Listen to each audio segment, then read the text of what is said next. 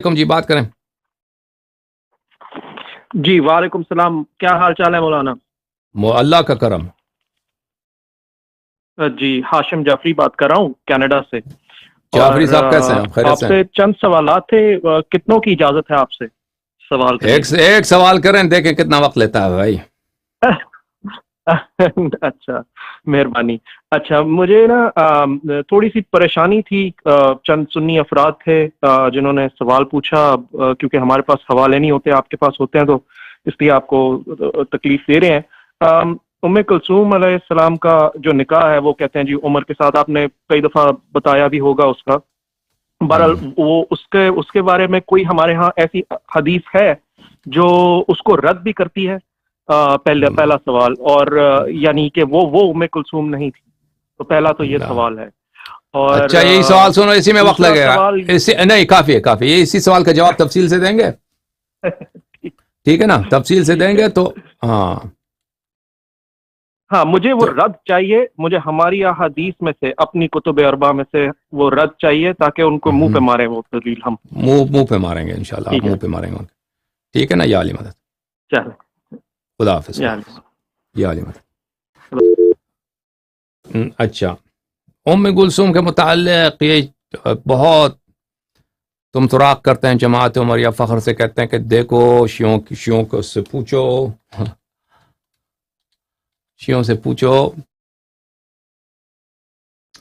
کہ کیا امیر المؤمنین علیہ السلام نے رشتہ دیا تھا عمر کو یا رشتہ نہیں دیا تھا.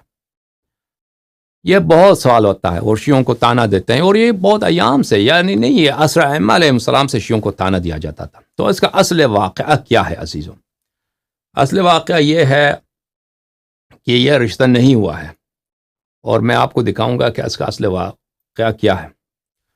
یہ کتاب، اور یہ مزے کی بات یہ ہے کہ یہ کبھی حدیث نہیں دکھائیں گے شیعوں کی. اگر آپ کہتے ہو عمری علماء، آپ کا ادعا یہ ہے کہ شیعہ کتب میں موجود ہے کہ امیر المؤمنین علیہ السلام نے اپنی بیٹی عمر کو دیا ہے، ٹھیک ہے نا، اگر شیعہ کتب میں موجود ہے تو کتاب کیوں نہیں دکھاتے، حدیث کیوں نہیں دکھاتے؟ آپ کہتے ہیں علماء نے کہا، ٹھیک ہے مانتے ہیں علماء نے کہا ہے کہ یہ رشتہ، یہ اس طرح کا نکاح ہے. تم وہ اصل واقعہ دکھاؤ، اصل واقعہ، اصل حدیث دکھاؤ کہ اس میں بات کیا ہے. عزیزو یہ کتاب ہے الفروع من الکافی،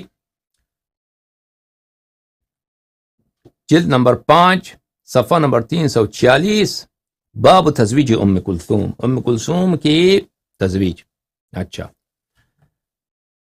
جن شیعہ علماء نے کہا ہے کہ یہ نکاح ہوا ہے، ان کا علم ناقص ہے، انہوں نے پورے احادیث نہیں دیکھے ہیں. پورے احادیث میں آپ کو دکھاؤں گا. اچھا یہ کتاب ہے امام صادق علیہ السلام سے فی تزویج ام کلثوم. زرارہ نے روایت کی امام صادق علیہ السلام سے ام کلثوم کی تزویج کے مطابق فرمایا ان ذالک فرج غصبنا، ان ذالک فرج غصبنا. یہ ایک ایسی شادی تھی جو زبردستی کی شادی تھی، یہ ایک ایسی شادی تھی، ذالک فرج غصبنا، یہ زبردستی کی شادی تھی، یعنی رضایت دوستی کی روح سے نہیں تھی.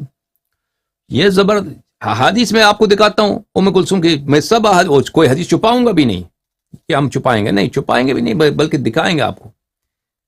یہ لوگ کیا چاہتے ہیں؟ کہتے ہیں کہ امیر المؤمنین علیہ السلام اور عمر میں دوستی تھی، دوستی کی وجہ سے انہوں نے رشتہ دیا ہے.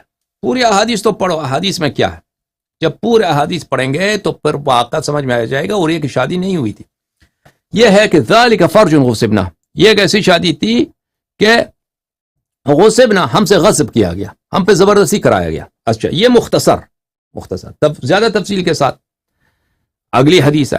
ان ابی عبداللہ علیہ السلام، امام صادق علیہ السلام سے روایت ہے، لما خطب الیہ قال له امیر المؤمنین علیہ السلام انها صبیہ. عمر نے رشتہ مانگا تو امیر المؤمنین علیہ السلام نے جواب دیا کہ یہ تو بچی ہے، اپنی عمر دیکھو، اس کو دیکھو، یہ بچی ہے، یہ چھوٹی ہے. فلقی العباس فقال له مالی ابی باس. تو عمر چلا گیا سیدھا عباس چچا کے پاس، عباس کے پاس چلا گیا اور کہا کہ مالی، مجھے کیا ہوا ہے، میں بادشاہ ہوں، میں خلیفہ ہوں، میں اتنی بڑی خلافت ہے میری، مجھ میں کوئی عیب ہے، مجھے بیٹی کا رشتہ نہیں دے رہا. قال وما ذاک. عباس نے پوچھا غصہ کیوں ہے، کیا تجھے کیا ہوا ہے، تو غصہ میں کیوں ہے؟ کہا خطبت الی ابن اخیک فردنی. دیکھیں عمر نے کہا کہ میں نے تیرے بھتیجے سے رشتہ مانگا ہے، میں نے تیرے بیٹے سے رشتہ مانگا ہے، اس نے مجھے رد کیا، اس نے مجھے رد کیا ہے، تو کیا میرا کیا قصور ہے اس میں؟ مجھ میں کوئی عیب ہے؟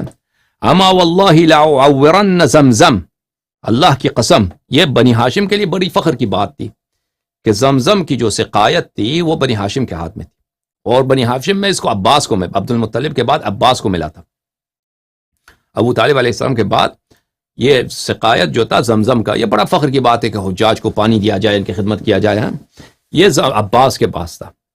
تو اس نے کہا تم بنی ہاشم کا کیا بات ہے، میں زمزم کو میں کیا کروں گا، اس کو بھر دوں گا، زمزم بھی ختم کر دوں گا، تو تمہارے پاس یہی تو ہے نا، زمزم ختم کر دوں گا، ٹھیک ہے نا۔ ولا عدا لکم مکرمتا الا ہدمتها، اور تمہاری جو بھی فخر کی بات ہے، تمہارے پاس باغ ہے، جائیداد ہے بنی ہاشم، سب کو میں چھین لوں گا، وہ ختم کر دوں گا۔ عمر کے پاس طاقت بھی جو تھا نا، ان کی خلافت تو چھوٹی تو نہیں تھی، مصر سے لے کر شام سے لے کر یمن ادھر ایران تک اتنی بڑی دنیا کا سپر پاور بن چکا تھا ایک آدمی۔ امیر المؤمنین علیہ السلام بنی ہاشم کے پاس تو کچھ بھی نہیں تھا، میں تمہارے کچھ بھی نہیں چھوڑوں گا، تمہیں بے عزت کر کے چھوڑ دوں گا، تمہارے پوری خاندان کو، خاندان نبوت کو، بنی ہاشم کو۔ وَلَأُقِيمَنَّ عَلَيْهِ شَاهِدَيْنِ بِأَنَّهُ سَرَقَ وَلَأُقَطِّعَنَّ يَمِينَهُ، اور اس کے علاوہ میں 2 شاہد لے کے آؤں گا کہ ہم نے دیکھا کہ امیر المؤمنین علی علیہ السلام نے چوری کیا۔ 2 شاہد لانا خلیفے کے لیے بہت آسان بات ہے بھائی، ایک آدمی بدبختی کے لیے اتر جائے گورنمنٹ کے لیے 2 شاہد لانا، کہا جی ہم نے دیکھ لیا، انہوں نے ہم نے دیکھا فلان جگہ سے انہوں نے وہ چیز اٹھایا، ٹھیک ہے نا، میں 2 شاہد بھی لاؤں گا کہ ہم نے دیکھا کہ امیر المؤمنین علی علیہ السلام نے چوری کیا، اس کا ہاتھ بھی مجھے رشتہ نہیں دیتا، اس کی جرأت، میں اس کا ہاتھ کاٹ دوں گا۔ اچھا، فَأَتَاهُ العباس، عباس نے دیکھا کہ واقعا یہ تو بہت بڑی مصیبت ہے، عباس ابن عبد المطلب نے دیکھا یہ تو بڑی مصیبت ہے، یہ تو ہم پورا بنی ہاشم بدبخت ہو جائیں گے اس سے، تو آ کے آگے فَأَخْبَرَهُ، اس نے خبر دی امیر المؤمنین علیہ السلام کو، خبر دی کہ بھئی یہ بدبخت یہ تو کرنے جا رہا ہے، یہ اس کی کوئی شرم نہیں ہے، یہ کر دے گا، اس نے رشتہ مانگا، اس کو رشتہ دے دو۔ اچھا، وَسَأَلَهُ أَن يَجْعَلَ الْأَمْرَ إِلَيْهِ فَجَعَلَهُ إِلَيْهِ، عباس نے کہا کہ چلو آپ رشتہ نہیں دیتے، مجھے اختیار دے دو، میں کرتا ہوں، یہ تم چھوڑ دو، تم کہہ دو کہ یہ بیٹی کا اختیار میرے ہاتھ میں چچا ہوں، میں بزرگ ہوں، چچا والد کی جگہ، میں اس خاندان کا سب سے عمر رسیدہ میں ہوں، میں آپ کا بھی چچا ہوں، نبی صلی اللہ علیہ وسلم کا بھی چچا ہوں، اور میں والد کی جگہ ہوں، مجھے اختیار دے دو، میں جو ہے میں جو کچھ کروں اس کا حل نکالوں۔ تو اختیار اس کو دے دیا، اب شادی ہوئی یا نہیں ہوئی اس میں نہیں ہے، ٹھیک ہے، شادی ہوئی یا نہیں، اختیار اب اس کو دے دیا۔ بہرحال جماعت عمریہ جو کہتے ہیں میرے عزیزو کہ یہاں پہ ابو بکر معاف کیجیے عمر اور امیر المؤمنین علیہ السلام میں دوستی محبت کی وجہ سے ان کو داماد، یہ اس طرح نہیں ہے، یہ زبردستی اور ظلم، ایک گورنمنٹ ایک حاکم ہے، وہ اپنی بدبخت پہ اتر کر ایک رشتہ مانگ رہا ہے۔ اچھا تو پھر کیا یہ شادی ہوا بھی یا نہیں؟ یہ ان احادیث میں تو یہ نہیں تھا کہ شادی ہوئی ہے۔ اچھا، یہ کتاب ہے الخرائج والجرائح، قطب الدین راوندی کی کتاب ہے، ہمارے بہت بڑے مفسر گزرے ہیں، جزء ثانی، چاپ مؤسسۃ الامام المہدی علیہ الصلاۃ والسلام، صفحہ نمبر 825، حدیث نمبر 39، عن ابی بصیر عن جذعان بن نصر حدثنا ابو عبد الله محمد بن مسعدہ حدثنا فلان عن فلان عن فلان عن عمر بن عذینہ نے روایت کی کہ ابو عبداللہ امام صادق علیہ الصلوۃ والسلام کے پاس تھے ہم، ان الناس يحتجون علينا ويقولون ان امیر المؤمنین علیہ السلام زوج فلانا ابنته ام کلثوم، کہا کہ ہمیں لوگ تانے دیتے ہیں، ہمیں شیعوں کو، امام صادق علیہ السلام کے بارگاہ میں عرض کیا کہ امیر المؤمنین علیہ السلام نے اپنی بیٹی کی شادی کرائی ہے، کس سے؟ فلانے سے کرائی ہے۔ جواب کیا ہے؟ اچھا، وکانت متکئا فجلس، امام صادق علیہ الصلوۃ والسلام انہوں نے تکیے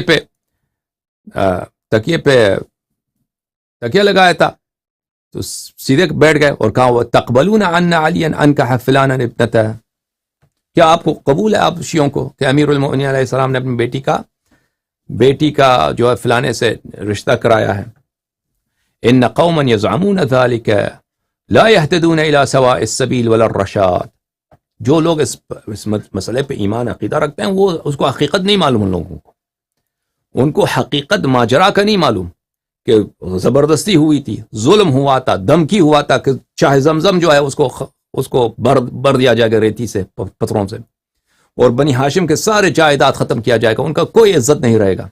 امیر المؤمنین علیہ الصلوۃ والسلام کا ہاتھ کاٹا جائے گا چوری کے الزام میں. یہ سب ہوا تھا لیکن یہ شادی ہوئی نہیں, پھر بھی نہیں ہوئی. تو ماجرا کیا؟ فصفق بیدہ وقال, امام صادق علیہ الصلوۃ والسلام نے ہاتھ پہ ہاتھ اس طرح مارا اور بات کی. اصل ماجرا یہ ہے. سبحان اللہ, اللہ منزہ ہے. اما كان امیر المؤمنین علیہ السلام يقدر ان يحول بينه وبينها فينقذها كذبوا لم يكن ما قالوا. کیا امیر المؤمنین علیہ السلام کے پاس اتنی طاقت نہیں تھی کہ وہ اپنی پیاری بیٹی کو اس شخص سے نجات دیتا؟ یہ لوگ جو کہتے ہیں یہ حقیقت نہیں جانتے اور یہ جھوٹ بولتے ہیں کہ شادی ہوئی ہے. ان فلانا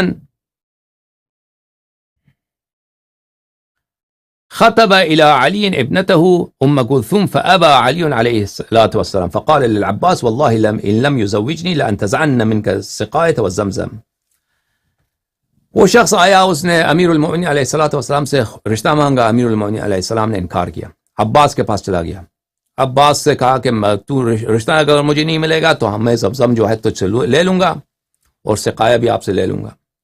تو عباس آئے امیر المؤمنین علیہ الصلوۃ والسلام کے پاس اور انہوں نے اصرار کیا, اور عباس نے بڑا اصرار کیا. تو جب امیر المؤمنین علیہ الصلوۃ والسلام نے دیکھا کہ یہ جو شخص جو دھمکی دے رہا ہے یہ بہت اہم دھمکی ہے, بہت بدبخت بھی اتر آیا ہے. وَأَنَّهُ سَيَفْعَلُ بِالسِّقَايَةِ مَا قَالَ, وہ یہ سب کچھ کر دے گا, زمزم چھین دے گا, سب کچھ کرے گا. أرسل الأمير المؤمنين عليه السلام إلى جنية من أهل نجران يهودية يقال لها سحيقة بنت جريرة فأمرها. امیر المؤمنین علیہ الصلوۃ والسلام نے ایک جن کو, نجران میں ایک جن رہتی تھی, اس کو پیغام بھیجا. اس کا نام تھا سحیقت بنت جریریہ, وہ یہودی جن تھی کوئی. فتمثلت فی مثال ام کلثوم, اس کی شکل اس نے اپنے آپ کو ام کلثوم کے شکل میں بنایا. وحجبت الابصار عن ام کلثوم, اور امیر المؤمنین علیہ الصلوۃ والسلام کی جو اپنی بیٹی تھی اس کو امیر المؤمنین علیہ السلام نے لوگوں سے چھپا دیا. اور وہ جنیہ جو ام کلثوم کے شکل میں آئی تھی اس کو بعث بها الى الرجل, اس کو عمر کے پاس بھیج دیا. فلم تزل عنده حتى انه استراب بها يوما, وہ جنیہ جو تھی نا بچی کی شکل میں عمر کے گھر میں تھی. تو لوگوں کو بھی نہیں پتا, اہل مدینہ کو بھی نہیں پتا کہ اس کے گھر میں جو ہے وہ جنیہ ہے, ایک جن کا فرد ہے. تو ایک دن عمر کو شک ہو گیا کہ یہ اس کے ساتھ میں رہتا ہوں, یہ عورت انسان نہیں, یہ جن ہے جن ہے. اس کو شک ہو گیا عمر کو ایک دن, ٹھیک ہے نا.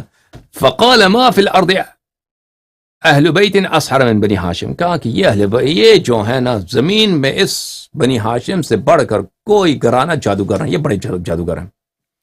ثم اراد ان یظہر ذلک للناس, پس اس نے ارادہ کیا کہ اب میں لوگوں کو بتاؤں گا کہ دیکھو اس نے میرے ساتھ دغا کیا ہے, اس نے میرے ساتھ کیا ہے, دھوکہ بازی کیا ہے, جن کو میرے گھر بھیجا.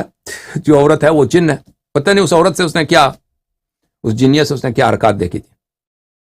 تو اس نے ارادہ کیا کہ اب میں اس کا اعلان کروں گا. تو اسی وقت کیا فقتل وحوت الميراث وانصرفت الى نجران واظهر امیر المؤمنین علیہ السلام ام کلثوم. تو پھر اسی ایام میں جو ہے عمر کا قتل ہو گیا.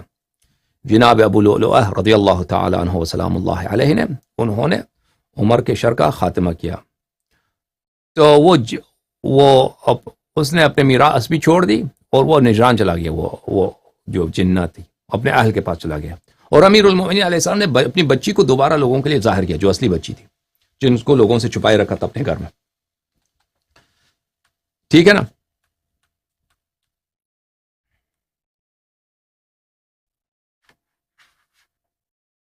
اچھا, ہم جب یہ جواب دیتے ہیں جماعت عمریہ کے پاس ان کے پاس کوئی رد نہیں ہوتا. پہلی بات تو یہ ہے کہ یہ کہتے ہیں کہ شیعہ کتب میں موجود ہے کہ یہ شادی ہوئی ہے. تو پوری حدیث پڑھو نا, کوئی حدیث ایسی نہیں ہے کہ یہ شادی محبت سے ہوئی ہے, دوستی سے ہوئی. یہ شادی زبردستی ہے, یہ پہلی بات. دوسری بات, یہ شادی ہوئی ہی نہیں ہے, تو یہ اس بات کا جواب نہیں ہے. ان کے پاس کیا جواب ہے؟ جب جنیہ والی حدیث سنتے ہیں وہ تو مذاق اڑانا شروع کرتے ہیں، کہتے ہیں یہ دیکھو شیعوں کے پاس یہ کیا بات ہے، وہ جن کی بات کریں، ہاں ہاں ہاں ہاں، ان کے علماء یہی کرتے ہیں بھائی، حالانکہ پورے قرآن کریم ایک پوری سورت ہے، سورہ جن، سورہ جن ہے، ٹھیک ہے نا؟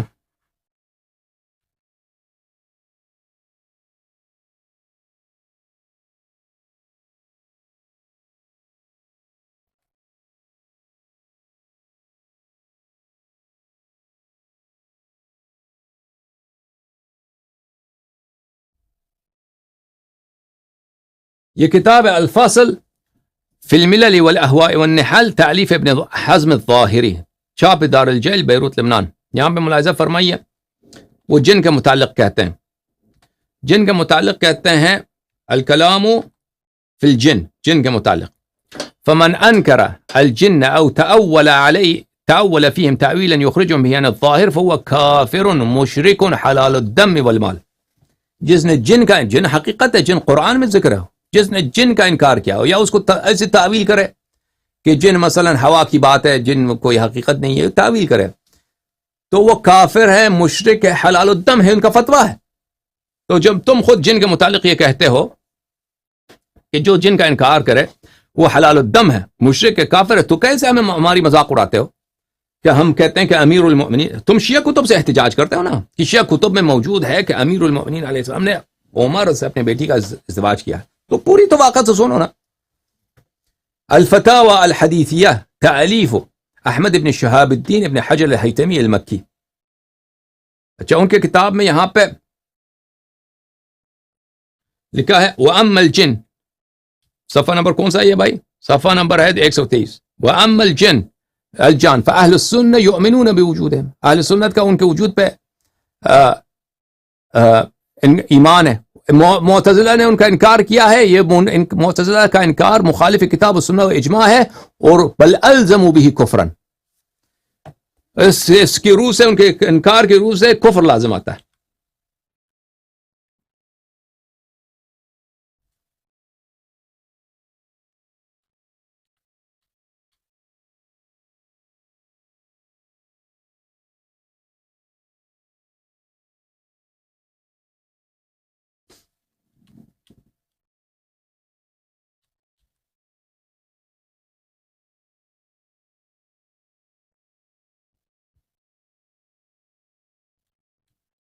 یہ تفسیر ہے روح المعانی فی تفسیر القرآن العظیم والسبع المثانی، تعلیف کس کی تعلیف ہے؟ آلوسی بغدادی کی تعلیف، چھاپ دار الفکر۔ یہاں پہ ملاحظہ فرمائی سورۃ الجن میں، سورۃ الجن صفحہ نمبر 140 میں، وہاں پہ صفحہ نمبر 142 میں کیا فرماتے ہیں؟ کہتے ہیں ابن سینا نے رسالۃ الحدود میں کہا ہے الجن حیوان حوائی متشکل باشکال مختلفہ، وهذا شرح الاسم وظاهره نفى ان يكون لهذه الحقيقة وجود في الخارج ونفي ذلك كفر صريح كما لا يخفى۔ کہتے ہیں ابن سینا نے نفی کیا ہے وجود جن کی، وجود جن کی ظاہر اس کی یہی کہ وجود اسے نفی کیا ہے، تو یہ کفر، ابن سینا کو اس کی تکفیر کیا کہ ابن سینا کافر ہے، اس نے جن کی تکفیر کیا۔ ٹھیک ہے بھائی؟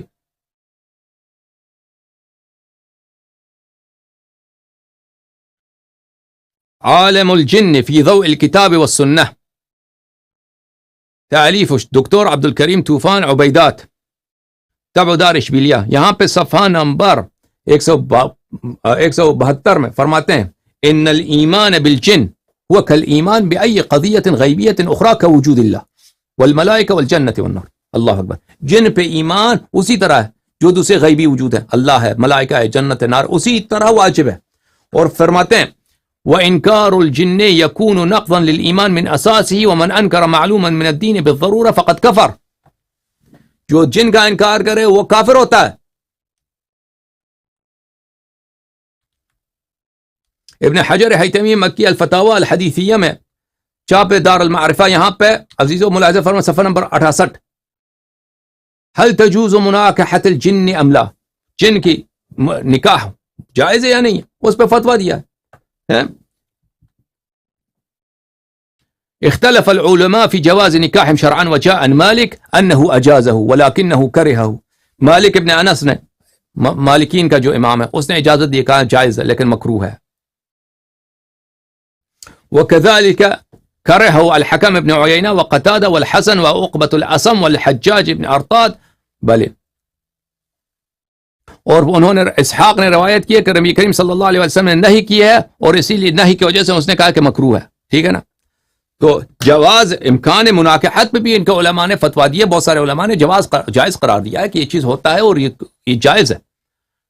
تو اس میں مذاق اڑانے والی کوئی بات ہے ہی نہیں کہ یہ کہتے کہ ہم مذاق اڑاتے ہیں, جن کا مذاق اڑاتے ہیں. یہ اپنی کفر کی دلیل لاتے ہیں. ان کے پاس اس مسئلے پہ کوئی جواب ہی نہیں ہے سوائے مذاق اڑانے کے. یاد رکھو کہ مذاق اڑائیں گے, اور مذاق اڑانا یہ ان کی اپنی کفر کی دلیل ہے. یاد رکھو یہ بات. ٹھیک ہے نا. بہت لمبا پروگرام ہو گیا بھائی. السلام علیکم جناب, بات کریں, بات کرو بھائی. بھائی صاحب بات کریں. جی السلام علیکم. وعلیکم السلام. کہاں سے فون کر رہے ہیں بھائی؟ السلام علیکم, کیسے ہیں مولانا؟ الحمدللہ الحمدللہ. جی مولانا, میں آپ کا بہت ہی بڑا چاہنے والا ہوں. میں آپ کو لٹرلی میں آپ کو 7 سال سے سن رہا ہوں, جب سے آپ نے پاکستان والے ٹی وی کے ساتھ مناظرہ کیا تھا. You are like a hero in Shia community, you know maulana. خدا آپ کو عزت دے. کہاں سے فون کر رہے ہیں آپ؟ میں انڈیا سے فون کر رہا ہوں, انڈیا گجرات سے, کہ جہاں پہ بہت ہی زیادہ عمریت پھیل چکی ہے. ٹھیک ہے نا. آپ کو یہاں انڈیا میں وزٹ کرنا چاہیے ایک بار, ضرور آپ کو یہاں وزٹ کرنا چاہیے. میں نے بہت سی باتیں سنی یہاں کی, بہت سارے علماء آپ کے اگینسٹ بولتے ہیں, لیکن میں ان سب کو میں جواب دیتا ہوں تو ان سب کے منہ چپ ہو جاتے ہو. یہ سب جو بدولت ہے وہ آپ کی وجہ سے ہے, کیونکہ آپ کی جو ایک ویڈیو کی کلپ ہوتی ہے وہ 50 سے 17 کتابوں کو کور کر لیتی ہے, اور حق زہرا کو بیان کرنا ہر کسی کے لیے بولتے ہیں نا یہ پاسبل نہیں ہوتا. یہ تو چھٹے امام نے کہا کہ جب کوئی ہمارے بارے میں بولتا ہے, ہمارے حق کے بارے میں, تو وہ نہیں بولتا, ہم بلواتے ہیں. تو یہ آپ کی وجہ سے مجھے توفیق ملی ہے کہ میں بول پا رہا ہوں. جی میرا نام ویسے عباس ہے, and I am big fan of yours مولانا. جی اور مجھے آپ سے یہ پوچھنا ہے کہ مجھے ایران میں حوض میں ایڈمیشن لینا چاہیے یا مجھے نجف میں پڑھنا چاہیے, میں کیا کروں؟ ابھی اس کا جواب آن لائن لے لیں بھائی. ٹھیک ہے نا, آپ آن لائن اس کا جواب لے لیں. ٹھیک ہے, آن لائن جواب لے لیں, جواب سن لیں, میں جواب دیتا ہوں. اوکے, خدا حافظ. Okay thank you. سلامت رہیں, خدا آپ کو عزت دے. دیکھیں یہ سوال کرتے ہیں کہ میں ایران میں جاؤں, قم میں یا نجف اشرف میں. دیکھیے بات یاد رکھیے کہ جو دینی تعلیم قم میں دیا جاتا ہے یا نجف اشرف میں دیا جاتا ہے, بالخصوص قم میں, وہاں پہ بہت سارے ایسے مسائل ہیں جو بالکل کفر ہیں. کفر کے نام پہ یعنی ایسے مطالب ہیں جو سر عام پڑھائے جاتے ہیں, کفر محض ہے. اور وہاں کے علماء بہت غلط عقیدے کے حامل ہیں. اکثر علماء, بالخصوص آپ ہندوستان پاکستان کے جو طالب علم جاتے ہیں وہ ان مدارس میں جاتے ہیں جو بالکل حکومت کے کنٹرول میں ہے اور ان کے انٹیلیجنس منسٹری کے کنٹرول میں ہے. اور آپ کے سب اساتید جو ہیں وہ کئی فلٹر سے گزرتے ہیں. وہ سب آپ کے اساتید جاسوس ہیں, اور آپ کے جو چپراسی ہیں وہ بھی جاسوس ہیں, اور جتنے لوگ ہیں ان کا سب کا یہی ہے کہ آپ کا ذہن واش کیا جائے اور حکومت ایران کی سیاست پھیلانے کے لیے آپ کو بہتر سے بہتر مہرہ بنایا جائے. لیکن اس میں دین کی کچھ باتیں آپ سیکھیں گے, ایسی بات نہیں کہ آپ دین سے بالکل بے خبر رہیں, لیکن اس کے ساتھ ساتھ آپ باطل باتیں آپ کے ذہن میں ڈال دیا جائے گا. ٹھیک ہے نا, یہ قم کی المیہ ہے. لیکن اگر آپ قم جائیں اور وہاں پہ اگر آپ سمجھتے ہیں کہ قم جا کے آپ بڑے عالم بھی بنیں گے نا, زیادہ سے زیادہ جواد نقوی بنیں گے, شہنشاہ نقوی بنیں گے نا, اس کا کیا فائدہ؟ اس کا فائدہ کیا ہے؟ اس کا تو ضرر ہے. آپ دین پہ چاپے ماریں گے نا, دین کا ایک چور بنیں گے, ڈاکو بنیں گے. میں اس کے بات کا توصیہ نہیں کرتا کہ آپ لوگ قم چلے جائیں. نجف اشرف میں بھی جائیں تو نجف اشرف میں بھی ایران کا بڑا اثر ہے, ان کے مدارس بھی ایران کے ہاتھ میں تقریباً, اور وہاں پر اتنا کفر نہیں ہے جتنا قم میں ہے.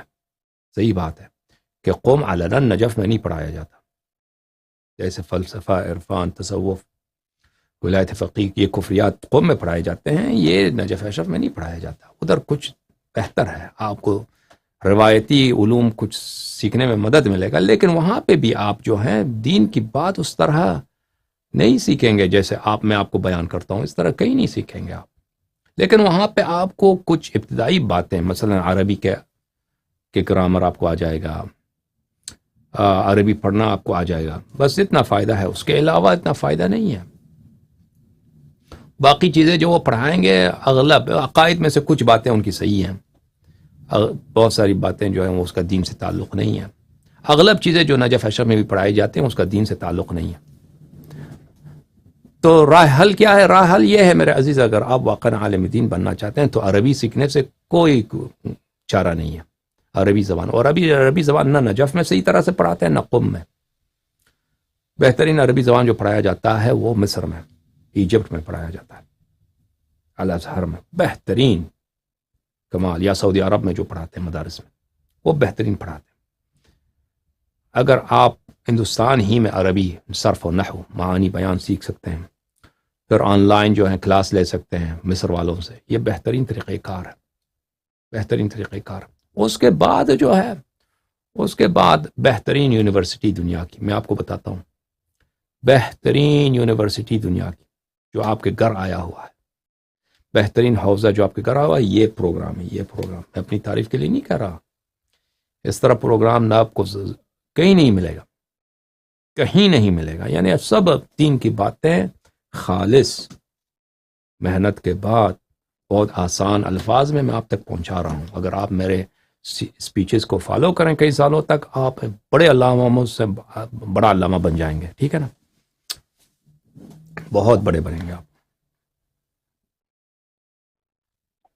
السلام علیکم جناب، بات کریں بھائی انگلینڈ والے. السلام علیکم. السلام علیکم، کیسے بھائی؟ یا علی مدد، یا علی مدد. یو کے سے فون کر رہے ہیں بھائی؟ جی میں لندن سے بات کر رہا ہوں، میرا نام تفسیر حیدر ہے. وسیع حیدر صاحب کیسے ہیں؟ الحمدللہ، دعائیں آپ کی. الحمدللہ. حاضر صاحب، آپ کا بیان جو ہے جید اور کافی یعنی کہ جامع ہے، اور میں سمجھتا ہوں کہ کافی یعنی جو ہمارے شیعہ حضرات ہیں ان کو اصلی جو ہمارے عقائد ہیں ان کا علم حاصل ہو رہا ہے آپ کے بیان کے ذریعے. تو قبلہ، میں یہ جو غدیر کا واقعہ ہے اس کے متعلق دو چار باتیں کرنا چاہتا ہوں. یہ کہ یہ جو عمری حضرات جو ہیں وہ اس کی تعویل اس طریقے سے کرتے ہیں کہ گویا مولا کے معنی دوست کے ہیں. جی ٹھیک ہے، تو عقل والا انسان سوچنے پہ مجبور ہو جاتا ہے کہ اس کا کانٹیکسٹ دیکھیں، واقعے کا کانٹیکسٹ. حج نیا اختتام پذیر ہوا ہے، گرمی کا عالم ہے، صحرا میں موجود ہیں. ٹھیک ہے، سب اور اپنی موت کا خبر دے رہے ہیں، اپنی موت کا خبر دے کہ میں مرنے والا ہوں کچھ دنوں کے بعد. ٹھیک ہے نا، بالکل، یعنی کہ بالکل آخری لمحہ ہے ان کی ظاہری زندگی کا. بالکل بالکل. ٹھیک ہے، تو اس کانٹیکسٹ میں وہ سب حاجیوں کو یعنی کہ جمع غفیر کو ایک مقام پہ صحرا کے ویران میں جمع کر کے وہ اونٹنوں کے پالانوں کا ممبر جو ہے وہ بنا کے تو بالکل اتنا بڑا اعلان کر رہے ہیں، اور یہ کہتے ہیں کہ وہ مولا کے معنی صرف دوست کے ہیں. ٹھیک ہے، تو آپ کے دوست ہیں، دشمن نہیں ہے. ہاں جی بالکل. تو اگر آپ قبلہ اگر آپ دیکھیں کہ اسلامی تاریخ میں 63 سالہ زندگی میں انہوں نے کسی اگر دوست کے معنی ہے تو دوسروں کے لیے یا کسی اور فرد کے لیے اتنا اہتمام کیا تھا. اور کوئی بات بھی نہیں نا وہاں پہ کوئی ایسا جھگڑا بھی نہیں ہے، کسی نے نقل نہیں کیا کہ وہاں پہ کوئی جھگڑا ہوا ہو، کوئی تو میں ہوا ہو کہ بھئی اعلان کرنا پڑا ہے، آشتی کرانا پڑ رہا ہے نا. ایسی کوئی بات بھی نہیں ہے. بالکل. اگر وہاں پہ چلے کوئی ہاں اگر کوئی جھگڑا ہوا ہے، اگر جھگڑا ہونا بھی تھا نا، اگر چلو مان لیتے ہیں جھگڑا ہوا ہے کچھ لوگوں سے، ان کو کہنا تھا نا، سب کو کیوں روک دیا ہے بھائی خطبہ کے لیے؟ ان سے کہنا تھا کہ بھئی اچھا آدمی، نیک آدمی، آپ کا دوست ہے. جس کا، اور یہ فقرہ بھی کہنا، یہ فقرہ بھی غلط ہے، جس کا میں دوست ہوں، یہ ان کے دوست ہیں. بالکل. اگر سب سے لڑائی تو نہیں ہوئی ہے نا، دیکھیں سب سے آزردگی تو نہیں ہے، آزردگی اگر ہوئی ہے 2 3 4 5، اگر یہ تو ہے ہی نہیں، آزردگی کی کوئی بات ہے ہی نہیں بھائی. وہ تو آزردگی کی بات ہے، وہ 2 سال پہلے کی بات ہے.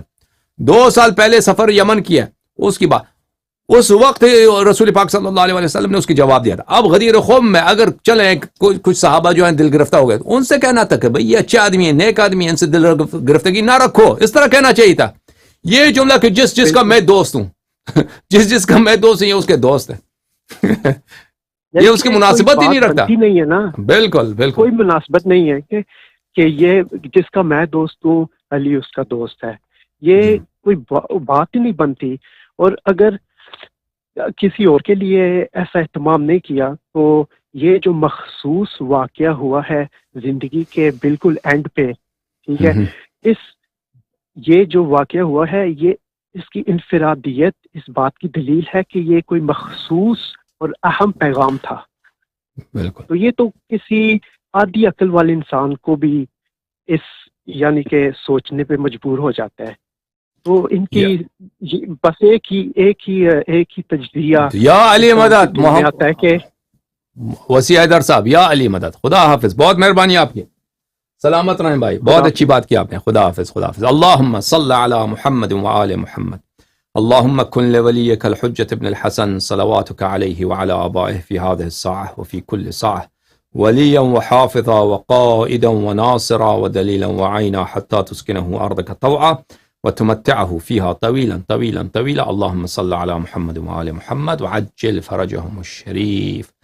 پروردگارہ بحق امیر المؤمنین علیہ السلام، امیر المؤمنین علیہ السلام اور اہل بیت علیہ السلام کے دشمنوں کو لعنت فرما، ان کے بدخواہوں کو جنہوں نے اہل بیت علیہ السلام پہ ظلم کیا ہے اور جو ان کے ظالمین کی حمایت کرتے ہیں. پروردگارہ ان کو دنیا و آخرت میں بدترین عذاب اور بدترین سرفگندگی، شرمندگی، رسوائی، ذلت نصیب فرما. اہل بیت علیہ السلام کے دوستوں کی تعداد میں، ان کی شیعوں کی تعداد میں اضافہ فرما، اور ہمیں اہل بیت علیہ السلام کے سچے مخلصین دوستوں میں شامل فرما. پروردگار اہل بیت علیہ السلام کی محبت ہمارے دلوں میں رچ دے، بسا دے. پروردگار ہمارے اولاد کو اہل بیت علیہ السلام کے فدائی، جان نثار، طاعت گزار بنا دے.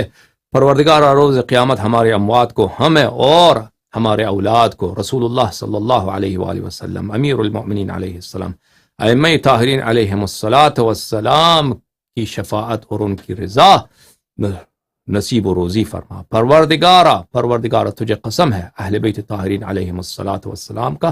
صل علی محمد وآل محمد وعجل لولیک الفرج. اللہم عجل لولیک الفرج، اللہم عجل لولیک الفرج، اللہم عجل لولیک، اللہم عجل لولیک الفرج، اللہم عجل لولیک الفرج. پروردگار اپنے حجت کی فرج میں تعجیل فرما، ان کو جلد از جلد فتح و پیروزی عطا فرما، ان کے دشمنوں کو کمر توڑ دے، ان کے بدخواہوں کا منہ کالا کر دے. پروردگارہ جن لوگوں نے ہم کو سپورٹ دیا ہے اس پروگرام پیش کرنے میں، ان سے قبول فرما، احسن وجہ میں، ان کے دنیا میں، ان کے آخرت میں برکت عطا فرما. اللہم صل علی محمد وآل محمد.